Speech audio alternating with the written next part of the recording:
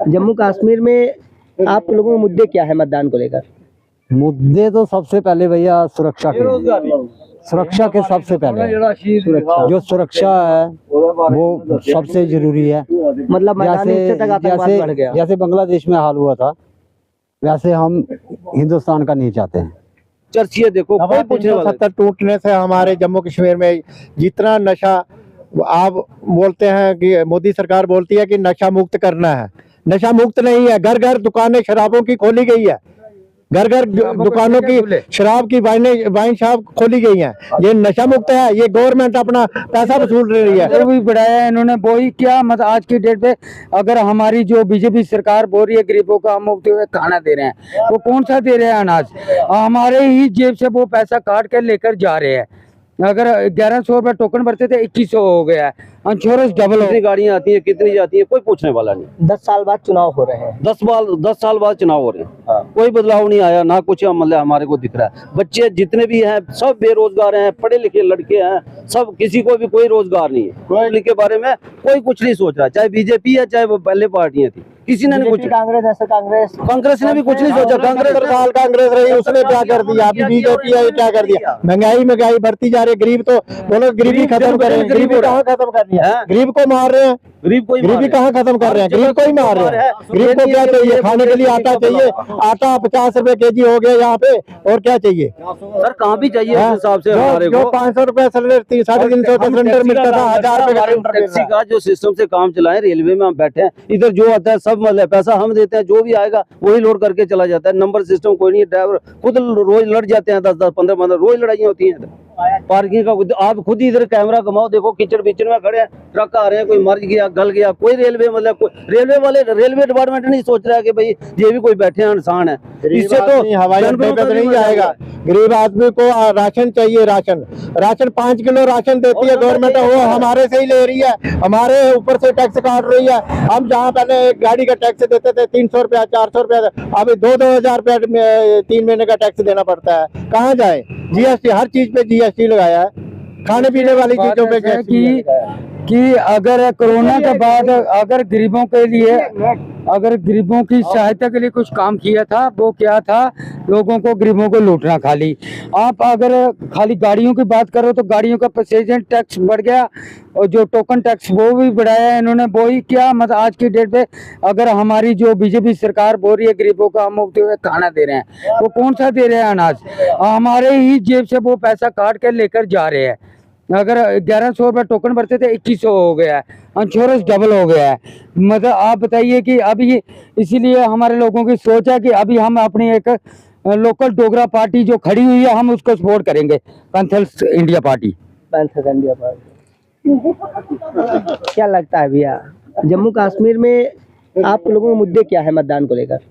मुद्दे तो सबसे पहले भैया सुरक्षा के सबसे पहले जो सुरक्षा है वो सबसे जरूरी है। मतलब मैदानी हिस्से तक आतंकवाद बढ़ गया। जैसे बांग्लादेश में हाल हुआ था वैसे हम हिंदुस्तान का नहीं चाहते हैं। महंगाई बेरोजगारी तो बढ़ रही है, वो तो चलती है साथ में, लेकिन जान है तो जहान है क्या। बाकी यही है क्या, बीजेपी ठीक है, बांग्लादेश वाला हाल करना हो तो दूसरी पार्टियां लाओ भाई। यहाँ के कौन सी पार्टी, जहाँ तो खिचड़ी पक रही है यहाँ पे, यहाँ तो कौन सी पार्टी का बोलबाला यहाँ तो बीजेपी का थोड़ा ज्यादा ही है। पार्टी के बारे में क्या बोलेंगे हमें? हमारा टैक्सी का काम बिल्कुल चपट पड़ा पूरा ऑल JNK में। सब गाड़ियां जो बाहर से आ रही है, बंगाल से, यूपी से, बिहार से, उत्तराखंड से, हमारा जैसे पहले काम चलता है अब बिल्कुल जीरो है। नहीं वो सब ठीक है, महीना भर भी नहीं बाकी है टोटल चुनाव होने में, कुछ तो मुद्दे होंगे ना। अगर आप सही सरकार चुनेंगे, चीजें चुनेंगे तो कौन सी सरकार? सब हमारे लिए तो सब एक जैसी आ रहे हैं, जो पहले थे उन्होंने भी वही तो थोड़ा ज्यादा होगी जो आपकी समस्याओं का नहीं सुनिए, आप पहले आपने देखा था कि हमारे जम्मू प्रॉमिस में 11 MLA जीते हुए थे, जिसमें 6 बिक गए थे, जिनमें कांग्रेस ने MLC बना चुकी थी कांग्रेस उस टाइम। ठीक है, अब आपको मैं इतना जरूर आश्वासन दे रहा हूँ कि आने वाले टाइम में इधर पैंथर्स इंडिया जरूर सरकार बनाएगी। पैंथर्स इंडिया क्या लगता है यही होगा? जम्मू कश्मीर देखिए, अच्छा, जो 370 हटने के बाद जम्मू कश्मीर में स्थितियां क्या हुई?